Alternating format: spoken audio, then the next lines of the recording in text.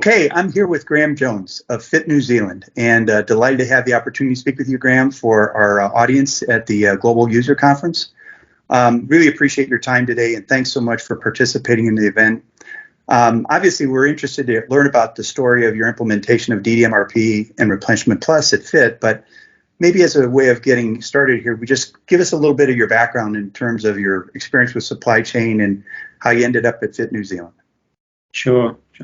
I've been involved with supply chain through most of my professional career and in a variety of industries, from food manufacturing, packaging, and building products. Sort of cut my teeth in the supply chain and planning methodologies when I worked for one of New Zealand's big ice cream manufacturers. So that was a grand place to learn about sales and operations planning, because the product's so seasonal. You go through all those strategic decisions about whether you want to chase demand or whether you want to level your capacity with the inventory impact that entails. And so it was a really good place to learn those processes where you have to make that sort of strategic decision first and then put it into play with day-to-day transactions. So that whole thing of going from a strategic and a tactical plan down to detailed day-to-day execution. The ice cream industry is a very good place to learn those sort of skills. And then those just level all year, right? Yeah, you just make not really make it the same. Yeah, and then those sort of those policies and those skills were very applicable to all industries I've found. That once you have that sort of approach where you're, regardless of your industry, you're looking at what you're trying to achieve as a business, and then you're trying to turn it into day-to-day activity. That sort of approach is applicable to any industry, any place you take. And so those have been the sort of skills that I've taken from role to role through different industries. So I've been dominantly involved with manufacturing sites. So a lot of production planning, as well as purchasing and planning all the materials to support production. Sure. And then I've ended up with, for the last 3.5 years, I've been working for a small family firm, which has been quite nice to get involved with a smaller business, privately owned, and again involved with the building industry. Yep. So and Fit, where it's a nice small business with a sort of a slightly different approach to the market that makes it different from our competitors, and that we really cater to lots and lots of very small customers. Okay. Tell us a little bit about Yeah. If you could, tell us a little bit about the products that you make at Fit and kind of the markets that you're serving. Sure. So the dominant customer base is the small cabinet maker, sort of 1 to 6 man bands, and they're dominantly making kitchen and laundry. So they're building the kitchens, building the laundries, and our products, that is the hardware that supports the cabinet makers. So a lot of the drawer and pantry units that you'll have in your kitchen, all the hardware on that, all the runners and the hinges and the handles. The hinges. Yeah, and the pull handles and things like that. Yeah, all the hardware that the builders need. We supply those sort of materials.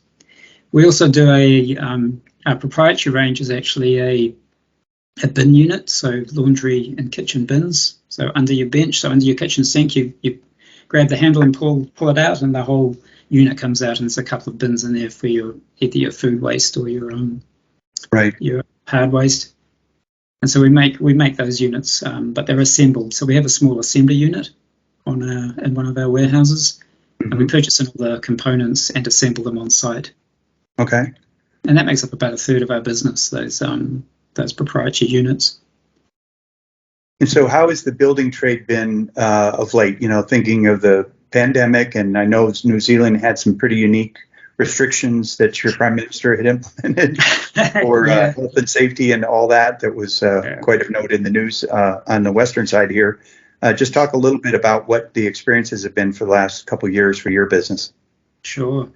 Yeah, I mean, like with everybody, when COVID first hit, we were a bit pessimistic about what was going to happen in terms of the industry and about the demand, but the complete reverse happened.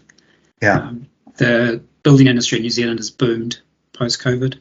We're finding, for a variety of reasons, I think mainly because everyone's been locked in their house for a year. Yeah. So everyone's decided that they can't travel, they can't go on holidays. So that kitchen, that laundry unit that's needed an upgrade for such a long time, it's a good time to do it. So the industry's gone through dramatic growth in the last year, which was, in terms of planning and the business, has been quite a challenge. We actually, when we went into the first lockdown, we backed off a lot of our supply. Mm-hmm. We delayed orders and we cancelled orders, and we thought it was going to be a big downturn. And we came back to work, and it just went ballistic. So we've been rapidly trying to catch up ever since. The total industry has boomed. This year, it's still going very well. There's still growth in the first part of this year, but there is a lot of concern around both the impact of inflation on the buying public, and also the material shortages is hitting crisis point in certain parts of the industry. So our plasterboard walling, for example, is a huge constraint for the whole domestic construction industry at the moment. And if you can't put the walls up in your kitchen, you're not going to buy a drawer unit. So it flows through to us. So absolutely, probably the key result of all that is the volatility of our demand has never been greater. And our promise, as I mentioned before, we supply an awful lot of small businesses, and they rely heavily on us in terms of inventory. So these small businesses can't afford to carry stock, and they rely on us as a supplier to have the stock available. Basically, as they're building the kitchen or building the laundry unit, they order it, and they know that's going to be there in 1 or 2 days, because that's really where we see it set ourselves apart from our competitors. And again, that's an example of a strategy that has to be executed. If we want to deliberately overstock, we have to make that appear in the purchasing plan. Absolutely. So if you were to characterize it, ends of the spectrum, is it, you've got low mix, high volume, or high mix, low volume? Are you kind of towards the high mix end of the spectrum, or? A lot of products and a lot of low volume. So we've got and it creates that problem, and we have to understand that as a business, that we're going to have very high slow moving stock and obsolete stock risk. And that's again, it's a decision the business has to take and then put it into place. And it creates a lot of volatility in demand as well. When you have such a large product range, but the volume's relatively low. Absolutely. And it's project driven. The demand profile is highly volatile as well. When you say project driven, you're talking about the project of the house being constructed, or the installation of the cabinetry and things like that. The house, or maybe it's a block of 6 apartments, or but that type of demand is highly erratic. So did you find were there certain categories of materials that were most challenged due to pandemic supply constraints, or was it more logistics issues where container shortages? Just talk a little bit about some of the challenges you've been facing on that front. It's been a combination. We've had pretty much universally the shipping constraints have affected all supply chains. So we've seen a lot of delays, a lot of problems still getting bookings, and then once it's on the ship, it doesn't get here. A lot of the transit to New Zealand goes through the trans docking locations. So we get very few containers that come in direct. So we get held up. I wouldn't imagine you have a lot of domestic supply. I would think you are, as a country, just because of the scale of the country and the range of industry that's there, you're pretty heavily dependent on imported materials. Is that correct? Or? Yeah, very much. Yeah, and the export industry is very large in terms of the primary industry. So they're driving a lot of demand for the ships to come here in the first place. But it's a low value route for the shipping companies. So there obviously there's a lot of competition for capacity at the moment. So the shipping constraints has a large impact on our lead times. And in terms of the actual manufacturing lead times from our suppliers, it's been a bit varied. They're heavily dependent on steel manufacturing for a lot of our components. Sure. So there's been a lot of constraints there recently. And based on the country that the suppliers are in, we've a lot of capacity has been lost purely through to the labour force and exactly. COVID. So countries like Sri Lanka and Malaysia have been severely affected by COVID and still are. Sure. The constraints in the domestic labour force, but also some of those countries are heavily reliant on overseas labour pools coming into the country, which have ceased to flow. Wow. So rather complex environment. It's very complex, and the end result is, we've got all our lead times have increased quite dramatically. Lead times going from 4 months to 10 to 12 months. Yeah. 4 months to 8 months is pretty common. Sort of 3 to 6, pretty much doubled. Most of our lead times doubled. I don't know if it's happening in New Zealand, but we had seen, in the very early days of the pandemic, this gold rush for toilet paper and other basic products. And it seemed like it found its way into many other material segments across the different client sets where there was a hoarding behavior and all sorts of other things that were actually making it harder for people than it was actually counterproductive in many, many ways. Well, I understand you've also been through a bit of a migration from the standpoint of your ERP system. Can you talk a little bit about that and what that journey's been like? Yeah, so that specifically our planning software is so with the ERP we use is NetSuite, so the online NetSuite product, and then the planning software we had a third-party standalone planning tool, and that was it's quite a strong piece of software, and it did two key functions. It generated a forecast based on history. It was a very typical extrapolated statistical forecast, and it also had the ability to set inventory targets. And it did use you sort of directed it in terms of service level about where you wanted your inventory invested. It created an inventory target, and then based on the forecast that was generated, it created the requirements plan. So it went right through and through a bill of materials where appropriate to create the requirements plan. So it was a very quite robust and quite traditional in terms of a statistical forecasting MRP-based planning tool. Yep. The challenges that became more and more prevalent since I've been with the business over 3.5 years was as the business has grown, we've actually experienced quite rapid growth as a small business. 10% year on year was the normal growth, and then last year was 30. Control that was market driven, but that's the scale of the growth we're seeing. So a tool that's first of all creating a forecast from history is becoming wildly a little short of the mark, huh? Yeah, wildly not inaccurate as much as it's doing its job perfectly well. But when you're extrapolating a wild history, you get a wild forecast. Right. And the constraints that puts then into the business, or the demands it puts on the business of validating that forecast before you let it purchase materials becomes more and more difficult but more imperative. So we had that sort of issue. But one of the main problems with it also was the way it was built in the first place, and the fact that it was giving us less and less capabilities to deliver the plan we wanted, just due to functionality. A lot of the planning parameters were actually hard-coded.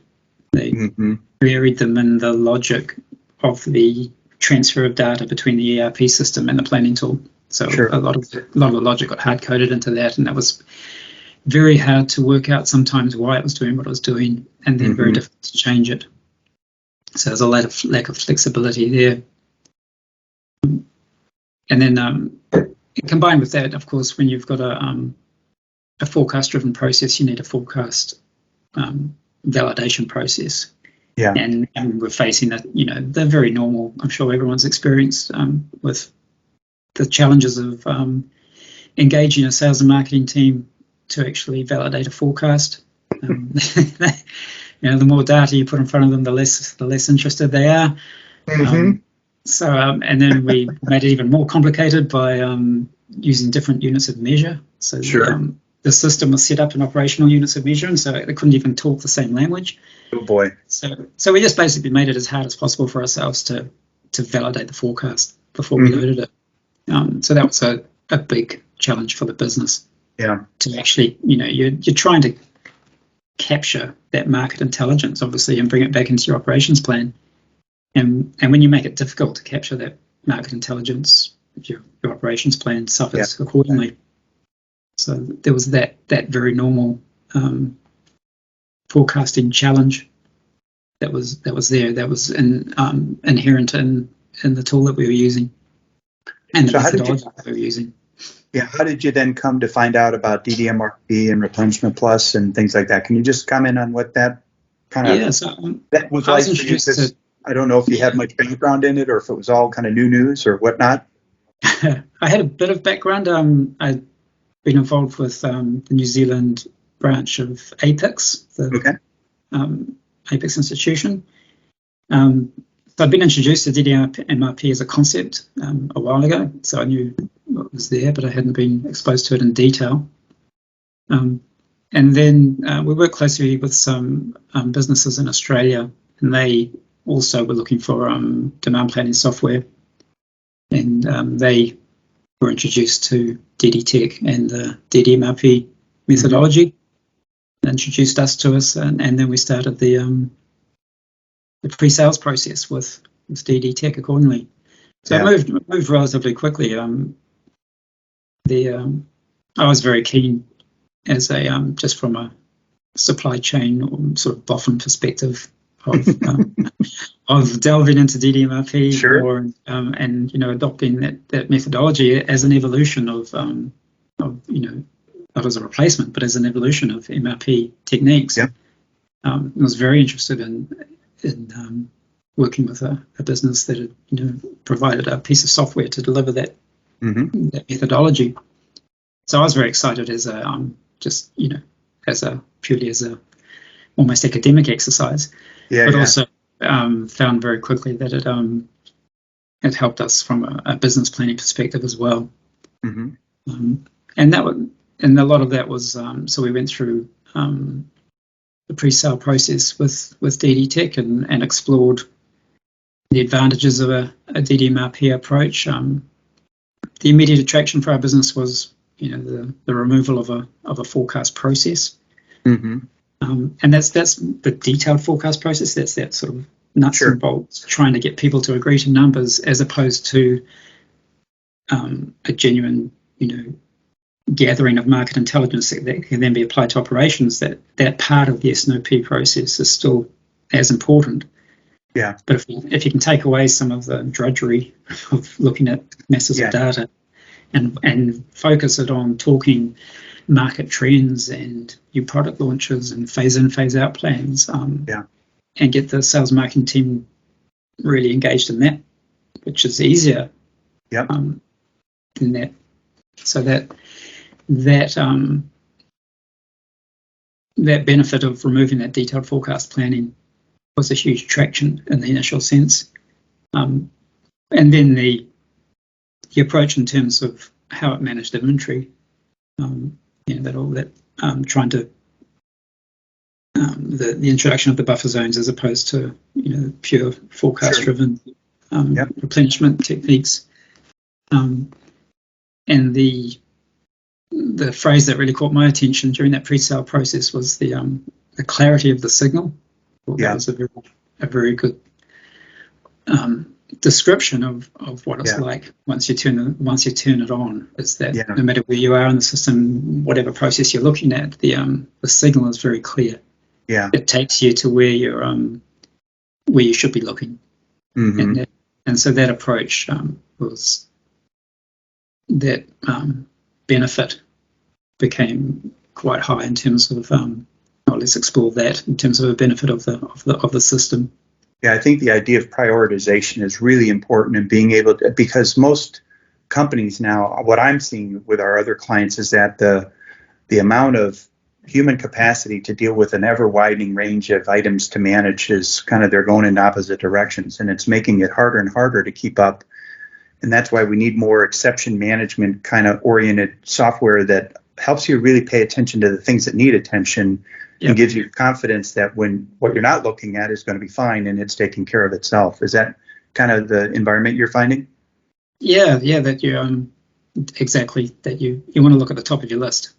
Yeah, and that's where you do your deep dive in, and that's what we're finding, and that's what we saw when we looked at the product in terms of how it works, and that's what we're finding in reality is that you are drawn to the top of your list, and you tend to spend a lot of time. And it's good time. Yeah, productive time. Resolving why these things have caused a problem, why they're in the red. Yeah, and then, absolutely. And then you find it as you work down the list, and you get into your greens and yellows, that you can spend less and less time on it, which is how it should be. You're spending more time on where you've got your biggest problems. And you can let the system, as long as it's obviously you've done your pre-work and you've set your parameters up to how you want the system to create the order. Yep.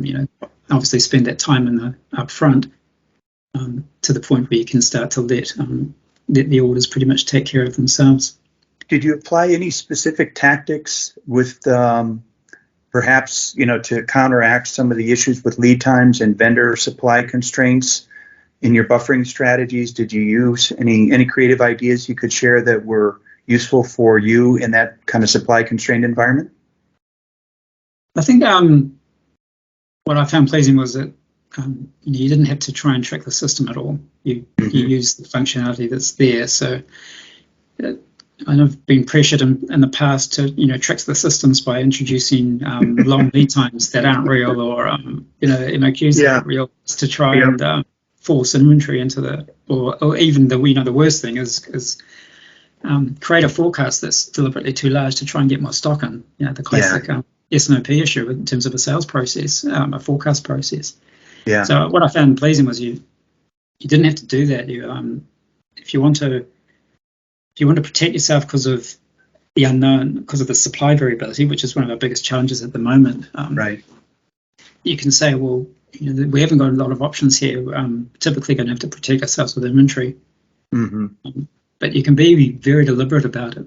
You can use the adjustment factors we found to be very powerful to actually set up an inventory profile and a buffer zones that protect you against that sort of supply variance. Absolutely. But they're very they're highly visible. Yep. So you can make it. You can say we're going to do it, and we're going to do it in these products, and this is what we've actually done. And then next month you can review it and get the buy-in from the business again to say, are you still happy that we're spending this money? We're investing in these areas, and here's what we're actually doing. Because otherwise, what we found in the past is we'd introduce terms in the business like never run out or set and forget, and it creates this impossible expectation that you are never going to run out, and that's just not reality. So you're much better off to be able to quantify and go, okay, that's cool. We know we want to protect ourselves in this space. How are we going to do it? Are we all agreed that we're going to do it via this stock cover, via this total inventory investment? And then because you can lock that into your record, you make it happen. So your planner, even if the planner can't see it or hasn't drilled down into it, if it's been put there, it's always there. It's always going to create that trigger, and then you can review it again. I know my colleagues get a bit sick of me about talking about the agreed plan, but that's kind of my go-to thing is our plans are going to be wrong. Doesn't matter what we do, whatever we put in place now, because this thing's not going to arrive for 10 months. I can guarantee you in 10 months' time when the stock gets here, we'll look at it and go, what were we doing at that stage? But for me, the crux of it is it's agreed. You do your best job at the time, you agree the plan and you put it into play. And the more you can make those decisions visible, then the easier it is to manage it. Actuality comes. I love what you're saying there. I think that there is one of the things that I found when I first started learning about it and applying it was that the dimensions of the buffering and all that stuff give you a more operational context of what decisions you're making and how they're going to affect your inventory carry levels, your supply order frequency, all of those operational dimensions that surround planning inventory. And I think what you've just described is exactly what I found so fascinating about it, is that even though it seems so simple, it gives you this much more tactile sense of control of the decisions you're making, as you described. Yes. And I think that's awesome. And as an example, we have we purchase the majority of our stock into our North Island warehouse, and then we transfer a lot of it to the South Island. We have some purchasing that goes direct to the South Island, but the majority of overseas purchasing comes into the North Island. And we've always had trouble with that transfer process and about what we're transferring and what stock holdings we hold in the South Island section. So we sat down with the operation manager of the South Island and the North Island and agreed the profile essentially. Yeah. And made it very simple because we said, right, how much, here's what the system's going to do on its own if you just let it do its own thing. Right. If we want extra, so you're saying we want extra inventory, how much do we want? And we put it in there as an extra buffer into the red zone. And then we discussed when we raise an order, how big do you want that order to be? What do you want the green zone to be? Right. And because we had the tools to define it, so we chose the buffer zone that has the cycle time. Yeah. And said every time we make an order, we're going to at least ship 1 month worth of stock. Exactly. And the crux to it was that the buckets were very simple to understand. Mm-hmm. So the operations manager in the South Island then had that ownership of that number, and we agreed it, and we put it in there as a policy, and we review it. And that's it. It's really simple, yeah. And as you say, it's very simple, it's very tactile, and the planner can execute it really simply because it's built in to the replenishment model. Right. It actually triggers the order. Those decisions, that tactical decision, triggers the day-to-day operations, and it's highly visible and very easy to manage. So that type of methodology is very, very powerful at going from strategy to execution. Hey, look, we've got about 5 minutes left. I would go all day on this discussion, Graham. Honestly, it's been really interesting, and I love hearing the context, and especially, given the supply constraints, your business is growing at 30%, you're getting more value from the software. Those are great things to see happening. What would be kind of your thoughts in terms of things that we can do to improve the methodology or the deployment of the software? What are any suggestions or ideas that you've got on making it more user-friendly or, anything along those lines? I always like to get input from our customers, and so any suggestions you've got, I'd be happy to hear. I think sort of nothing major. I think what I'm finding is the little incremental changes make a big difference. Yeah. And I found that very very pleasing, and the people I've been working with within DTech, a lot of them have come from industry. Yep. And I've mentioned that the day in the life of the planner is critical. Yep. And small changes, even if it's just look and feel, can make a big difference. Yeah. You're looking at these screens every day. You're looking at the same piece of information. Yeah. Could be hundreds of times in a week. Little incremental changes make a big difference. So that in terms of improvement, in terms of the product, I've actually found that's happening during the life of our implementation. Yeah. and that the business DD-Tech's been very welcoming of those ideas. Absolutely. And putting them into play if it's considered a valid idea, and quite a lot of those inquiries, though, because of the flexibility of the fact that you're using, within the NetSuite environment, we're using the searches. Yep. You can make alterations to the look and feel of the product very quickly. We've Yep. added the information into the advanced recommended order grid Mm-hmm. that we felt we needed to Yep. to help us make the decisions on a day-to-day basis, and Sure. it happens really quickly. Yep. So so it's been, because at this stage we're still not fully operational. We've got a lot Yep. of work to do, and especially with we purchased the advanced planning module, and Yep. that's what we want to do a lot more. We haven't developed our processes and our skills in that space yet Yep. for the more long-term planning and S&OP type environment. So we haven't really fully embedded our own processes yet to then come back to DD-Tech and say, right, now here's some big bucket changes we'd be interested in. So what we're seeing in the short term is there's a lot of things you can do within the product as it exists. Because Absolutely. it's quite flexible, and the way it uses the way it displays information.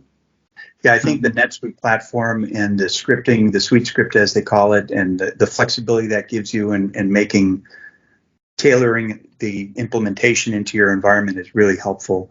I'm very interested down the road here to get your feedback on the advanced planning module.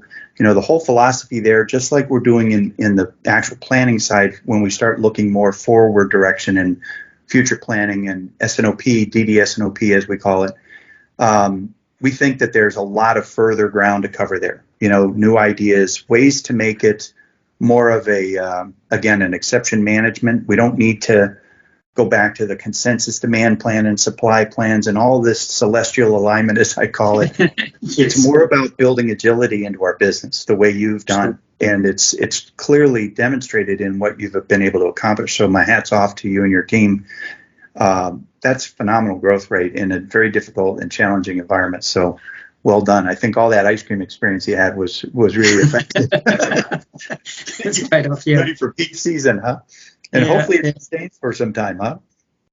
Yeah. I mean, we're a little bit nervous about this year, but we're starting from a really strong position, and we finally do have some stock weight that we've been short of for a long time. Yep. And we've got a lot of back order demand that you can satisfy with the supply. Yeah. I mean, we used to be a close to zero back order business. That's how heavily invested we were in service level. So to move into back orders that sit there for 3 months is actually a new process for us. It's quite bizarre. But, it's interesting because many clients are facing the same problem. I mean, I saw an article where Ford had all these new Ford Broncos that they're not able to complete because they're missing chips and all this stuff. And so there's still a lot of further growth and opportunity just pent up because globally supply chains have been impacted. What we have found is that the companies like yours that have been able to get some level of DDMRP and buffering and put in place have been a bit more resilient. No one can totally solve this problem, but it's the common feedback I'm getting is that they're having, in the areas that they've got DDMRP applied, less, expedite shipping and, not a perfect story, but much, much better than what they would have expected in a normal environment. Definitely. We can see it in our purchasing pattern. I can actually see the stability entering. Awesome. In terms of the way the orders are being generated. It's kind of, there's a lot of noise that's disappearing. It's a bit anecdotal, but when you're doing the role for 3 years, you get a feel for. You kind of know what to. Yeah. You get a feel for the exceptions and how much stress your week holds, and there was a lot of noise disappearing. Yeah. Well, Graham, thank you so much for your time and taking part in this welcome. interview. I really have the deepest respect for what you all are accomplishing. That's great news. Glad to get the feedback around our support. And if there's anything else we can be doing, just please reach out and let us know. We'll continue to build that relationship. And best wishes to you. Thanks again. Thank you very much. And all right, Graham. Good luck with the conference. Have a great day. Excellent. Goodbye. Bye-bye.